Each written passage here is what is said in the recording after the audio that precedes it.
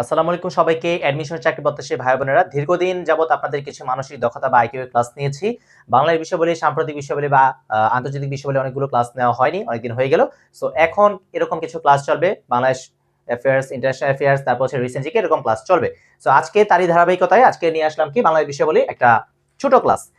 আমার ক্লাসগুলো দেখতে পান যে খুবই ছোট বা খুবই মানে কি বলা যায়, ছোট ছোট ইনফো নিয়ে ভরা। কিন্তু আপনি যখন কোনো পরীক্ষা দিবেন বা কোনো দেখা যায় কোনো এক্সাম দিবেন, ওইখানে দেখা যাবে যে জিকে যখন আপনি কোশ্চেনটা পাবেন, এর মধ্যে থেকে আল্লাহর রহমতে দেখবেন ১ বা ২ নম্বর আপনি কমন পেয়েছেন। কারণ কিছু জিনিস আছে কি যে ছোট মরিচের ঝাল বেশি, কথা সকলে জানেন। সো আমার কথা হচ্ছে আপনাকে বিস্তারিত হাজার হাজার জিনিস না পড়ে আমি যদি স্পেসিফিক কিছু জিনিস আপনাকে পড়াইতে পারি, এটা কি আমার জন্য, আপনি যখন কমন পাবেন বা আপনি যখন ভালো করতে পারবেন, এটা আমার জন্য ভাই কি মানে এটা সার্থকতার মাইলফলকের মতো হবে। সো আমরা একটু দেখি যে এখানে এমন একটা বিষয়, মানে একটু অর্থনীতি নিয়ে আজকে কথা বলছি। মানে এইখানে দেখা যায় এই টাইপের কোশ্চেনগুলো কি হয়, যে আমি যদি অ্যাডমিশনের কথা বলি, ভার্সিটি অ্যাডমিশনের কথা বলি, জাহাঙ্গীরনগর বিশ্ববিদ্যালয় সি ইউনিটে দেখা যায় বেশিরভাগ এসব কোশ্চেন আসে। তারপর হচ্ছে কি ইউনিট, যেটা ইউনিটে কিন্তু আপনারা যারা সায়েন্সের আছেন তারা কিন্তু পরীক্ষা দিতে পারবেন। মানে হচ্ছে অবাণিজ্য সায়েন্স এবং আর্টসের যারা আছেন, কমার্সের না, তারা কিন্তু জিকে দাগাতে হয়, বাংলা ইংলিশের পাশে জিকে দাগাতে হয়, তখন কিন্তু এই টাইপের কোশ্চেন আসে। তারপর আপনারা যদি কি করেন, এফবিএস এ পরীক্ষা দেন, এফবিএস এর জিকে গুলাতে কিন্তু এরকম আসে যে চিটাং ইউনিভার্সিটি এফবিএস যদি কোশ্চেন মানে পরীক্ষা দেন, বা হচ্ছে কি আইবিএ তে যদি কখনো পরীক্ষা দেন, জাহাঙ্গীরনগর আইবিএ তে, রাজশাহী বিশ্ববিদ্যালয় আইবিএ তে, তারপর রাজশাহী বিশ্ববিদ্যালয়ের নরমাল জিকে তে কিন্তু এরকম দিয়ে দেয়। সো এই বিষয়গুলো কিন্তু কি, এই বিষয়গুলো হচ্ছে খুবই গুরুত্বপূর্ণ কিন্তু, মানে এগুলো দেখা যায় যে অ্যাডমিশন ক্ষেত্রে খুব অনেক জায়গায় আসে। এবং ঢাকা ইউনিভার্সিটি হঠাৎ করে এরকম দিয়ে দেয় যে এটা কি বলছে বা এই জিনিসটা কি বলছে, উক্তিটি কি বলেছেন, যে একটা উক্তি দিয়ে বলে যে কে বলেছেন, তখন চারটা অপশন থাকে। সো এইটা একটা গেল। আর দ্বিতীয়ত হচ্ছে আমি যদি চাকরি বাকরির কথা বলি ভাই, দেখা যায় যে কোশ্চেন যদি অনেক হার্ড হয়, তখন হচ্ছে এই টাইপের কোশ্চেনগুলো একটু দিয়ে দেয়, যেটা কি অর্থনীতি বা এই টাইপের মানে একটু ডিপ, মানে ইন ডেপথে গিয়ে কোশ্চেন যখন করে আর কি, তখন কিন্তু এই টাইপের কোশ্চেনগুলো দিয়ে দেয়। সো আমরা চলেন একটু দেখি কি আছে। সো ১ নম্বর আমি কি বলছি ভাই, অর্থনীতির জনক একদম, মানে বেসিক যে ইকোনমিক্স আছে, এই অর্থনীতির জনক হচ্ছে কি ভাই অ্যাডাম স্মিথ।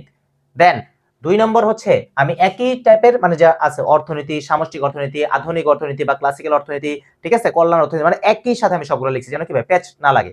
ঠিক আছে, বই কিন্তু একটা এখানে আরেকটা এখানে এরকম লিখে। সো অর্থনীতির জনক হচ্ছে অ্যাডাম স্মিথ। ২ আধুনিক অর্থনীতি বা ক্লাসিক্যাল অর্থনীতির জনক হচ্ছে কি পল স্যামুয়েলসন। ঠিক আছে, তারপর সামষ্টিক অর্থনীতি বা আধুনিক সামষ্টিক অর্থনীতির জনক সেটা কি জন কেইনস।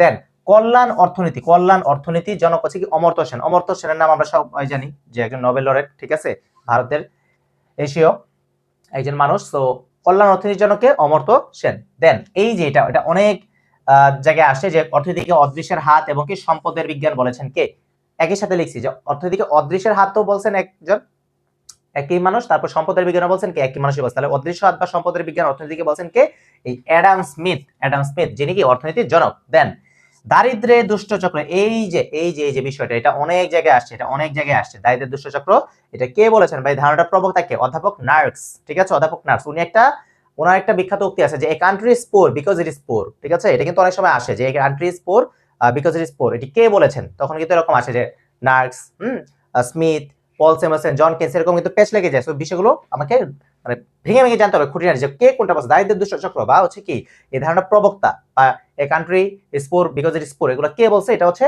এই অধ্যাপক নার্কস, উনি বলছেন।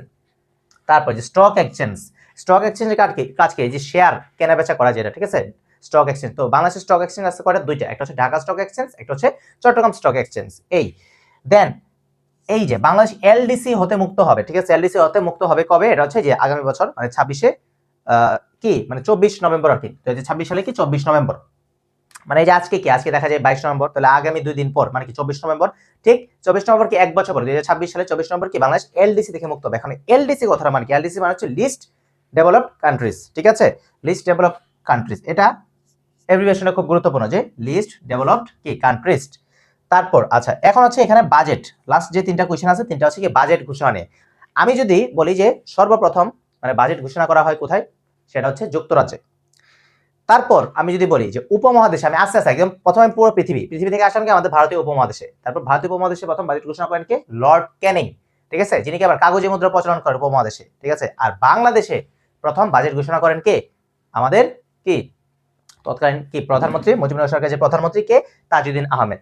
তাহলে এই যে বাংলাদেশের প্রথম বাজেট ঘোষণা করেন তাজউদ্দিন আহমেদ, তারপর উপমহাদেশে কে, লর্ড ক্যানিং, আর হচ্ছে সর্বপ্রথম কোথায় বাজেট ঘোষণা করা হয়, সেটা হচ্ছে এই কি যুক্তরাজ্যে।